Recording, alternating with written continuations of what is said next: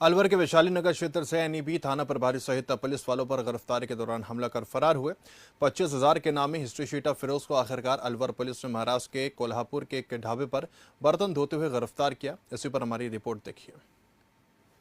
फिरोज की गिरफ्तारी को लेकर जिस तरह की कवायद चल रही थी, उस बीच अब पुलिस का खुलासा है कि फिरोज को महाराष्ट्र के कोल्हापुर से धरपकड़ के दौरान पकड़ लिया गया है। उसकी गिरफ्तारी होनी अब संभव हो चुकी है। हमारे साथ अलवर एसपी हैं आनंद शर्मा, इनसे जानते हैं क्या कुछ रहा पूरे मामले में। जिस तरह की पूरी कवायद अपनाई गई, लगातार राजनीति भी हो रही थी, कैसे पूरी कार्रवाई हुई? देखिए, जैसा आपको जानकारी है, जो घटना हुई थी पुलिस पर हमले की, उसके बाद से ये फरार था। इसके कई परिजनों को गिरफ्तार किया गया था, परंतु इस घटना का सूत्रधार ये स्वयं था। इसके अलावा ये शहर में धमकी देकर के दहशत फैलाने का भी इसने काम किया था।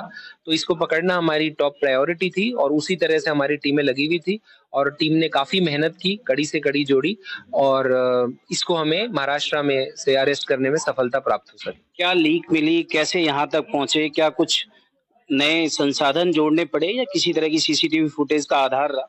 देखिए, अब आजकल बदमाश समझदार है, वो किसी भी तरह का इलेक्ट्रॉनिक सोशल मीडिया यूज नहीं करते हैं, फोन यूज नहीं करते हैं। तो हमने जो पुराना पुलिस का तरीका है मुखबिरी तंत्र, उसके माध्यम से ही कड़ी से कड़ी जोड़ी। कुछ सीसीटीवी फुटेज जो रेलवे स्टेशन बस स्टैंड के इसमें कारगर साबित हुए और उस माध्यम से हम उस तक पहुंच सके। क्या पता पड़ा कि वो उसी एरिया में क्यों गया जहां पूर्व में पपला जो था वो भी वहीं से पकड़ा गया था? तो ऐसा क्या अपराधियों को सेफ जोन लगता है वो जगह?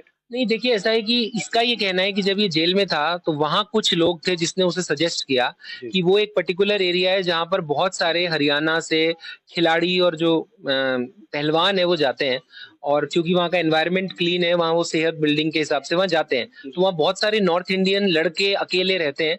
तो वहां हम तुम जाके रहोगे तो पहचान पाना तुम्हारा डिफिकल्ट होगा किसी के लिए भी, इसलिए शायद इसने जगह चुनी। अपनी पहचान छुपाने को लेकर क्या काम कर रहा था वो, किन हालातों में मिला वो? देखिए, इसने अपना नाम राहुल रख लिया था जी। इसके पास कोई फोन या कोई ऐसा आइडेंटिटी प्रूफ नहीं था जिससे किसी को इसकी आइडेंटिटी पता चले। कोई इलेक्ट्रॉनिक डिवाइस नहीं था, सिर्फ 4-5 जोड़ी कपड़े मिले इसके पास और एक सस्ते लॉज में एक कमरा लेके रह रहा था और एक ढाबे पर चाय पिलाने का, बर्तन धोने का काम कर रहा था। उससे जो कैश पेमेंट होता था उसके माध्यम से ही अपना खर्चा चला रहा था। किसी भी तरह की बैंकिंग इत्यादि भी इसने यूज नहीं ली। अब भविष्य में क्या रहेगा? क्या इस तरह की, जैसा आजकल सरकार नीति अपना रही है कि अपराधियों के घर पर बुलडोजर चलता है, इस तरह की कोई कार्यशैली अपनाई जाएगी?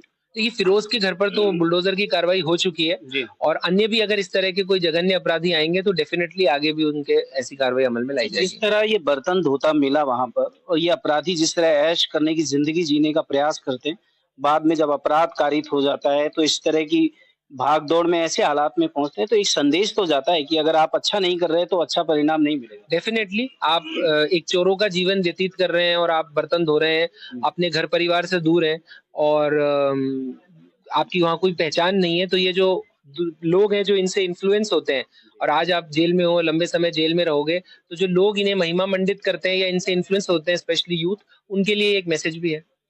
चलिए, ये थे अलवर एसपी जो साफ तौर पे कह रहे हैं कि युवाओं के लिए एक मैसेज है कि यदि आप अपराध का रास्ता अपनाते हैं तो आपकी लाइफ कहीं ना कहीं जो बेहतर होने का एक सपना होता है वो टूट जाता है।